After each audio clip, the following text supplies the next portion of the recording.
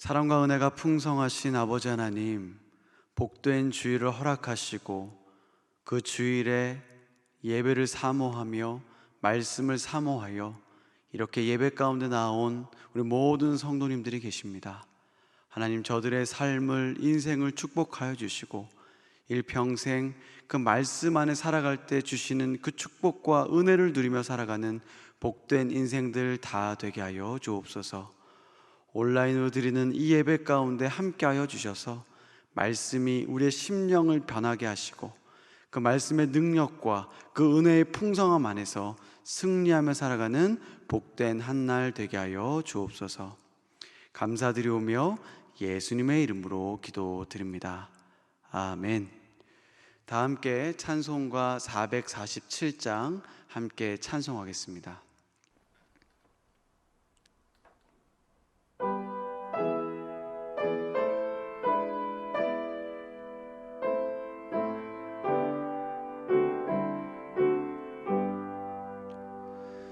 이 세상 끝날까지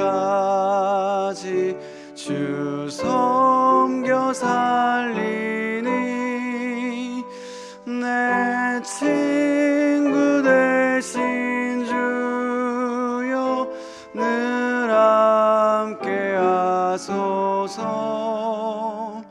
주 나와 함께 하면 전쟁도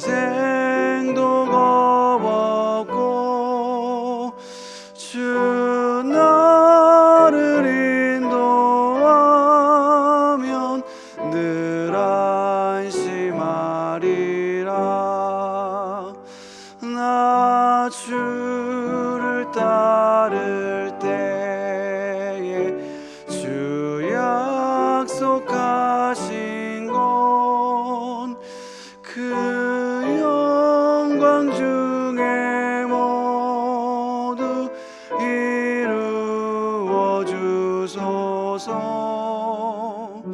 나 주의 뒤를 따라 섬기며 살리니 그 크신 은혜 속에 날 인도하소서. 이 세상 온갖 시험 내 마음을 흔들고 저 약한 원수들이 안팎에 있으나 주 나를 돌보시사 내 방패 되시고 내 옆에 계신 것을 늘 알게 하소서. 저 영광 빛난 곳을 주 허락했으니 그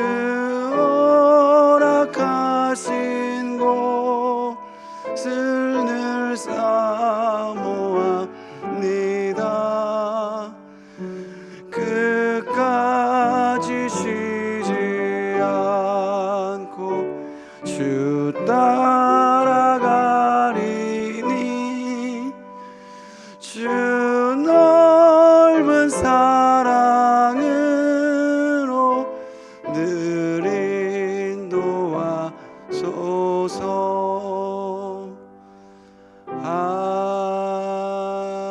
아멘. 아멘. 오늘 하나님께서 우리에게 주신 말씀은 사무엘상 4장 1절에서 11절 말씀입니다. 구약 414쪽, 생명의 삶 156쪽입니다. 이제 하나님의 말씀을 봉독합니다. 사무엘의 말이 온 이스라엘에 전파되니라. 이스라엘은 나가서 블레셋 사람들과 싸우려고 에베네셀 곁에 진치고 블레셋 사람들은 압에게 진쳤더니 블레셋 사람들이 이스라엘에 대하여 전열을 벌이니라. 그 둘이 싸우다가 이스라엘이 블레셋 사람들 앞에서 패하여 그들에게 전쟁에서 죽임을 당한 군사가 4,000명 가량이라. 백성이 진영으로 돌아오매 이스라엘 장로들이 이르되 여호와께서 어찌하여 우리에게 오늘 블레셋 사람들 앞에 패하게 하셨는고 여호와의 언약궤를 실로에서 우리에게로 가져다가 우리 중에 있게 하여 그곳으로 우리를 우리 원수들의 손에서 구원하게 하자 하니, 이에 백성이 실로에 사람을 보내어 그룹 사이에 계신 만군의 여호와의 언약궤를 거기서 가져왔고 엘리의 두 아들 홈니와 비느하스는 하나님의 언약궤와 함께 거기에 있었더라. 여호와의 언약궤가 진영에 들어올 때 온 이스라엘이 큰 소리로 외치매 땅이 울린지라. 블레셋 사람이 그 외치는 소리를 듣고 이르되 히브리 진영에서 큰 소리로 외침은 어찌 됨이냐 하다가 여호와의 궤가 진영에 들어온 줄을 깨달은지라. 블레셋 사람들이 두려워하여 이르되 신이 진영에 이르렀도다 하고 또 이르되 우리에게 화로다. 전날에는 이런 일이 없었도다. 우리에게 화로다. 누가 우리를 이 등한 신들의 손에서 건지리요. 그들은 광야에서 여러 가지 재앙으로 애굽인을 친 신들이니라. 너희 블레셋 사람들아 강하게 되며 대장부가 되라. 너희가 히브리 사람의 종이 되기를 그들이 너희의 종이 되었던 것 같이 되지 말고 대장부같이 되어 싸우라 하고, 블레셋 사람들이 쳤더니 이스라엘이 패하여 각기 장막으로 도망하였고 살육이 심히 커서 이스라엘 보병에 엎드러진 자가 3만 명이었으며 하나님의 궤는 빼앗겼고 엘리의 두 아들 홈니와 비느하스는 죽임을 당하였더라. 이 말씀은 살아계신 하나님의 말씀입니다. 아멘. 복된 주일, 예배를 사모하는 마음으로 새벽을 깨워 예배 드리시는 모든 분들, 또 말씀을 사모하여 온라인으로 이렇게 예배 드리는 모든 분들을 주님의 이름으로 축복합니다. 혹시 지금 예배를 드리는 분들 중에 목에 십자가 목걸이를 하고 계신 분들이 계십니까? 저도 20살에 신학대학을 들어갔는데 그때 저희 어머니께 받은 십자가 목걸이가 있습니다. 저에게는 의미가 있는 굉장히 소중한 물건입니다. 또한 작년에 결혼 기념일을 기념하며 제 아내에게 십자가 목걸이를 선물로 주었습니다. 많은 사람들에게 이 십자가 목걸이는 사랑받고 있고, 특별히 그리스도인들 중에서도 많은 분들이 이 십자가 목걸이를 좋아하고 사랑합니다. 또 운전을 하시는 분들 중에 차 안에 십자가를 매달거나 또 세워두신 분들도 많이 계실 겁니다. 십자가 목걸이, 또 차량 안에 세워둔 그 십자가 장식물도 그렇고, 그리스도인들은 여러 의미를 가지고 이 십자가를 사용합니다. 근데 여러분, 그것 아십니까? 이 주님의 사랑의 결정체인 십자가가 우리에게 우상이 될 수도 있다라는 것을 말입니다. 이 십자가가 나의 만족과 유익을 위한 도구로 사용된다면 그 십자가는 우리에게 우상이 될 것입니다. 그런데 여러분, 십자가뿐만이 아닙니다. 하나님께서 우리에게 은혜로 주신 것들, 하나님께서 하나님을 기억하라고, 하나님의 은혜와 사랑을 기억하라고, 그 언약을 기억하라고 우리에게 주신 많은 것들이 있는데, 그것들을 나의 만족과 유익을 위해 사용한다면 그 모든 것들이 다 우상이 될 수도 있습니다. 우상을 정의하면 하나님의 대체제라고 우리는 정의할 수 있습니다. 하나님의 자리에, 그 최우선의 자리에 그 대체물이 들어가 있으면 그것은 우상이 될 수 있습니다. 아무리 좋은 것, 아무리 은혜로운 것, 아무리 하나님이 주신 것들이라고 할지라도 그것들이 하나님의 자리를 대체하고 있을 때 그것은 하나님의 은혜가 아니라 하나님의 자리를 빼앗는 우상이라는 것입니다. 그렇게 하나님께서는 이스라엘 백성들에게 십계명을 주시면서 우상을 만들지 말라라는 그런 계명을 주셨습니다. 그리고 그 십계명을 언약궤 안에 두고 계속 기억하며 우상을 새기지 말라라고 가르쳐 주셨습니다.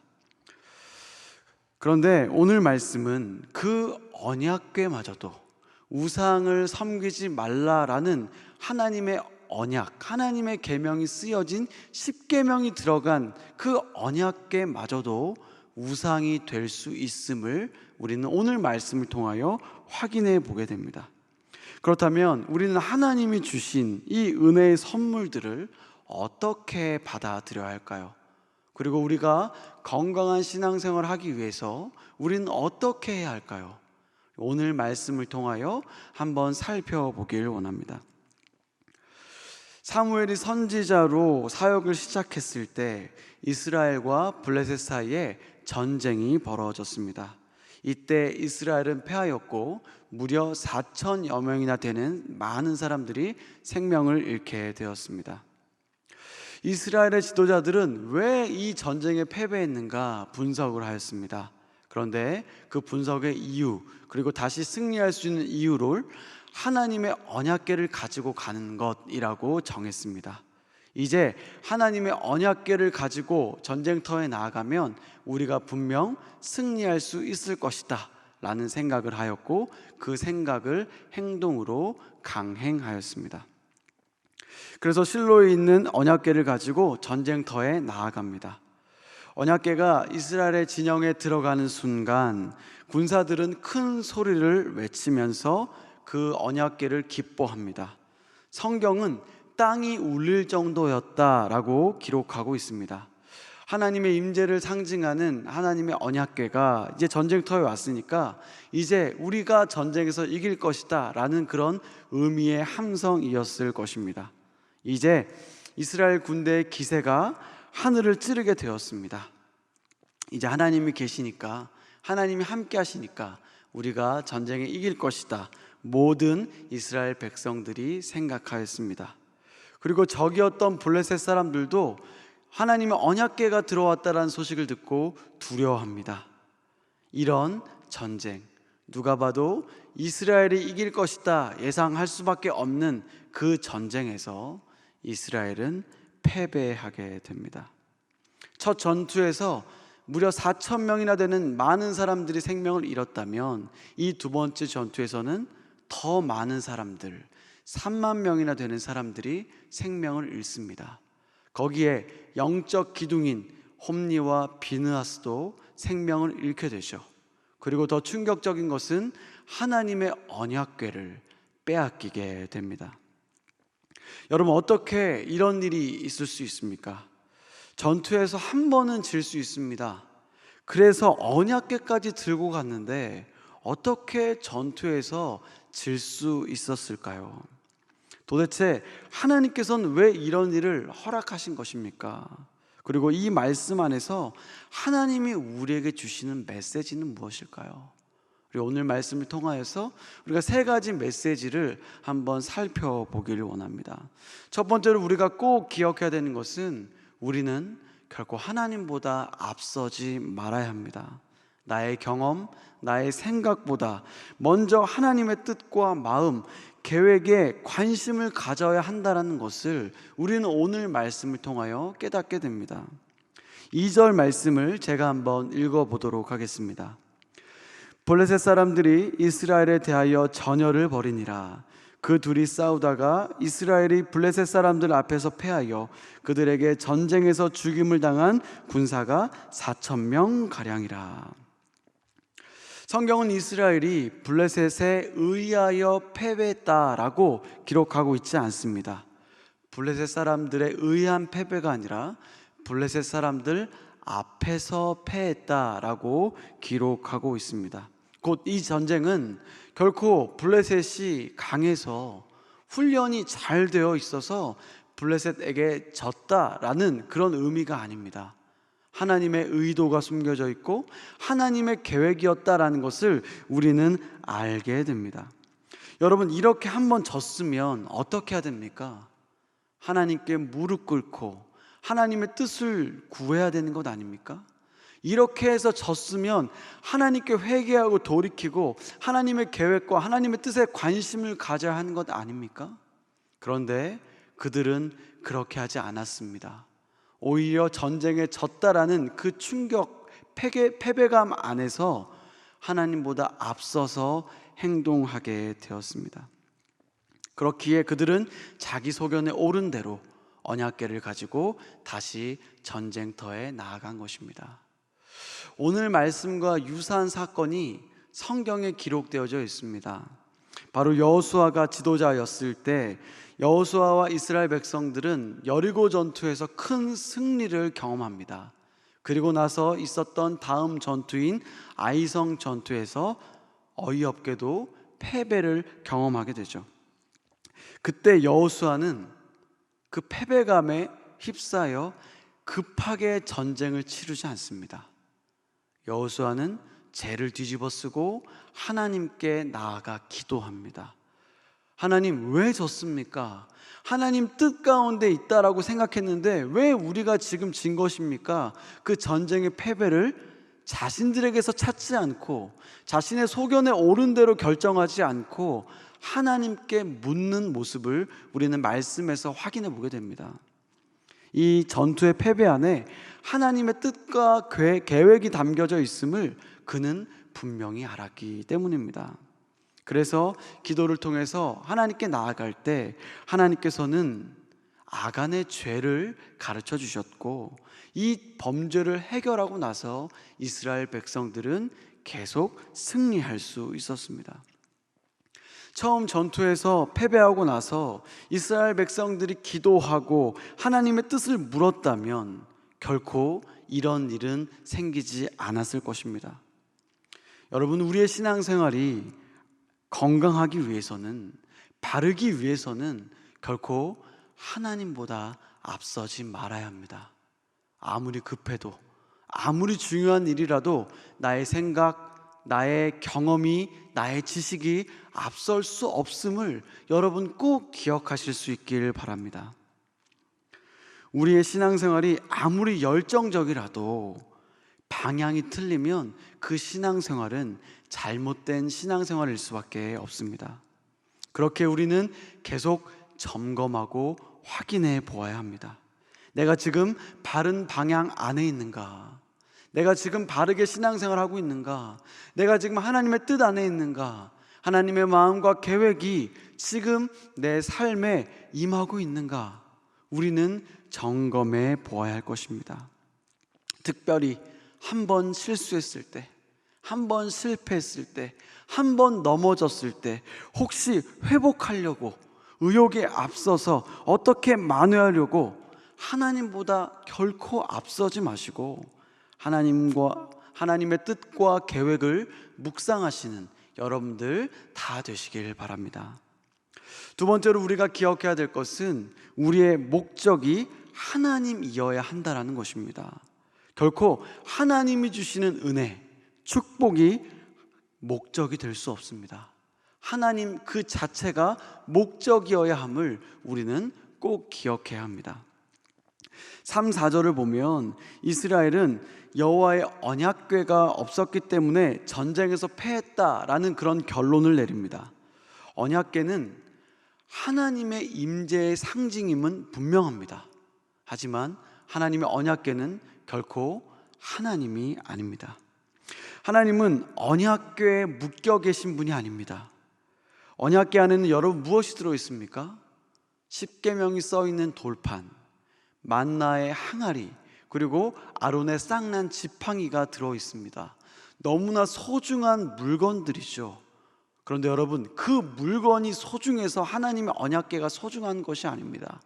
그 물건에 담겨진 하나님의 표적, 그리고 하나님의 표적에 담겨진 하나님의 언약, 하나님을 어떻게 섬겨야 되는가, 하나님을 어떻게 믿고 신실하게 따라야 하는가, 이것이 더 중요한 것입니다. 하나님의 언약궤에 담겨진 세 가지 물건보다 더 중요한 것은 하나님의 언약입니다. 우리는 결코 하나님의 언약궤가 너무나 소중한 은혜의 징표임은 분명하지만 하나님이 아니라는 것을 우리는 꼭 기억해야 하겠습니다. 하나님께서는 하나님의 언약궤를 기억하라고 언약궤를 주시지 않으셨습니다. 언약이 본질입니다. 하나님과의 언약이 그것이 가장 중요합니다. 그렇기에 우리는 하나님을 기억하고 하나님의 언약을 생각하며 하나님과 친밀히 살아가는 것, 이것이 우리에게 더 중요하다는 것을 꼭 기억해야 하겠습니다. 우리도 하나님이 아닌 하나님이 선물로 주신 은혜와 축복들을, 그 선물들에 매몰될 때가 참 많이 있습니다. 우리가 열정적으로 기도하지만 그 기도에 하나님의 뜻은 없고 오직 나의 유익과 만족으로 가득 찰 수도 있습니다. 이것들이 하나님께 나아가는 기회가 될 수 있고 통로가 될 수는 있지만 결코 목적이 될 수는 없습니다. 우리의 신앙생활의 목적은 오직 하나님이어야 하기 때문입니다. 이스라엘 백성들은 왜 언약궤를 가지고 나아갔습니까? 그들은 패전의 이유가 바로 전쟁터에 신상이 없었기 때문이라고 생각했기 때문입니다. 그것은 그 당시 이방 민족들이 의뢰하던 생각이었습니다. 그래서 그들은 신상을 대신할 것으로 성소의 언약궤를 가지고 간 것입니다. 언약궤를 가져옴으로 백성들의 사기는 올렸으나 하나님의 마음은 결코 옮기지 못했습니다. 그들의 모습은 내실 없는 신앙, 헛된 열정에 불과했다는 것을 우리는 오늘 말씀을 통하여 확인해 볼 수 있습니다. 이를 위하여 우리는 하나님의 말씀을 들어야 합니다. 여러분, 말씀은 기준입니다. 말씀 안에 거할 때 우리는 금방 제자리로 돌아올 수 있습니다. 오늘 우리가 읽었던 이 사무엘상 4장 말씀 전인 3장 말씀은 사무엘의 이야기로 가득 차 있습니다. 성전에서 봉사하며 지냈던 사무엘의 이야기가 길게 서술되어져 있는데, 사무엘은 성전에서 하나님의 말씀을 들었습니다. 그리고 하나님의 말씀을 가지고 하나님과 교제하였습니다. 3장의 마지막 절인 21절은 이렇게 기록되어져 있습니다. 제가 한번 읽어보겠습니다. 여호와께서 실로에서 다시 나타나시되 여호와께서 실로에서 여호와의 말씀으로 사무엘에게 자기를 나타내시니라. 아멘. 하나님께서 실로에서 사무엘에게 나타나셨는데 어떻게 나타나셨는가? 여호와의 말씀으로 자기를 나타내셨다. 성경은 증언하고 있습니다. 4장에는 이런 내용들이 빠져 있습니다. 여호와의 말씀이 임했다, 여호와의 말씀이 나타났다라는 내용이 조금도 등장하지 않고 있습니다. 하나님의 임재, 하나님의 나타나심이 빠져 있습니다. 그러니 이렇게 착각하며 살아가게 되는 것입니다. 하나님의 말씀 안에서 하나님을 만나시고 하나님이 기뻐하시는 신앙생활, 건강한 신앙생활을 하시는 여러분 다 되시길 주님의 이름으로 축원합니다. 마지막 세 번째로, 하나님께서 진짜 원하시는 것은 하나님과의 친밀한 관계라는 것을 우리는 오늘 말씀을 통하여 깨닫게 됩니다. 왜 하나님께서는 이스라엘 백성들에게 언약을 주셨습니까? 그 언약은 하나님과의 사귐 때문이었습니다. 하나님을 너의 민족의 하나님으로, 너의 가정의 하나님으로, 너의 하나님으로 믿고 그 하나님과 함께 친밀하게 교제하며 살아갈 때 내가 너희를 책임지고 내가 너희를 돌보아주며 내가 너희를 인도할 것이다. 하나님은 그렇게 언약을 맺으셨습니다. 그리고 나서 그렇게 살아가는 이스라엘 백성들에게 때에 맞게 은혜도 주시고 축복도 주시면서 이스라엘 백성들과 동행하셨습니다. 진짜 언약을 주신 목적은 하나님과의 친밀한 사귐이었음을 우리는 알게 됩니다. 그렇기에 하나님의 친밀한 관계 안에 있을 때 우리가 예상하지도 못한 그런 많은 은혜와 축복들을 하나님께서는 우리에게 부어주시는 것입니다. 그런데 하나님이 주시는 은혜와 복에만 마음 쓰다 보면 우리의 신앙의 본질은 망각하게 되고 형식적인 신앙에 빠지게 됩니다. 결국 실망하고 낙심하고 실족해 되는 그런 모습들이 바로 이렇게 나타나는 것입니다. 나의 욕심과 성공을 위해 하나님을 이용하려 한다면 하나님은 우리가 의지하고 있는 그 우상들을 무너뜨릴 것입니다. 하나님의 인격적인 교제 안에서 하나님을 나의 주인으로 삼고 하나님의 뜻에 관심을 갖고 하나님께 순종하며 살아갈 때 하나님께서는 오늘도 말씀으로 하나님의 임재를 우리에게 보여주시고 우리의 삶 속에서 은혜의 빛, 구원의 빛, 능력의 빛, 축복의 빛으로 우리와 함께 하실 줄 믿습니다. 오늘 하루도 복된 주일 하나님께 예배하며 하나님의 임재 안에서 능력 있게, 멋지게, 또한 살만 나게 살아가시는 저와 여러분들 다 되시길 주님의 이름으로 축원합니다. 함께 기도하겠습니다. 하나님 아버지, 복된 주일 말씀 앞에 서게 하여 주심에 감사를 드립니다. 아무리 급하고 중요해도 하나님보다 앞서지 않게 하시고 잠깐 멈추어 서서 말씀과 기도로 나의 삶의 방향을 점검하며 살아가는 우리 모두가 되게 하여 주시옵소서. 우리 신앙생활의 목적이 하나님이 되기를 원합니다. 하나님이 주시는 축복과 은혜에 너무 매몰되지 않게 하시고 하나님과의 친밀한 관계 속에서 하나님의 은혜를 누리고 흘려보내는 복된 인생들 다 되게 하여 주옵소서. 원로 목사님 영육간에 강건하게 하시고 담임 목사님 안산제일교회를 말씀으로 든든히 세워가시고 이웃의 아픔과 도시의 필요에 민감히 반응하시도록 주여 도와주옵소서. 2023년을 힘있게 나아가는 안산제일교회가 되어 하나님을 기쁘시게 하게 하시고 오늘 진행되는 모든 예배 가운데 하나님의 임재와 영광으로 함께하여 주옵소서. 특별히 오늘 오후 4시 30분에 진행되는 은퇴 예식 가운데 함께하시어 모든 것이 하나님의 은혜였음을 고백하게 하시고 모든 성도들이 하나님 나라 가는 그날까지 죽도록 충성하는 모든 성도들 다 되게 하여 주옵소서. 모든 것 주님께 맡겨드리오며 예수님의 이름으로 기도드립니다. 아멘. 하늘에 계신 우리 아버지, 아버지의 이름을 거룩하게 하시며 아버지의 나라가 오게 하시며 아버지의 뜻이 하늘에서와 같이 땅에서도 이루어지게 하소서. 오늘 우리에게 일용할 양식을 주시고 우리가 우리에게 잘못한 사람을 용서하여 준 것 같이 우리 죄를 용서하여 주시고 우리를 시험에 빠지지 않게 하시고 악에서 구하소서. 나라와 권능과 영광이 영원히 아버지의 것입니다. 아멘. 이어서 나라와 민족을 위하여, 교회를 위하여 또 말씀을 붙들고 함께 기도하며 나가도록 하겠습니다.